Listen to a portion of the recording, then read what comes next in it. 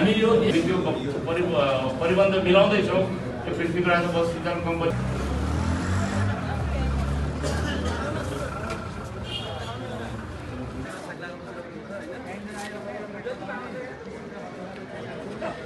है भन्नुहोस् सर। तपाईँ यो आज उद्घाटनको पहिलो यात्रु हजुरलाई कम्पनीले जहिले यात्रा गरेर पनि 20% अलग छुट है तपाईँले।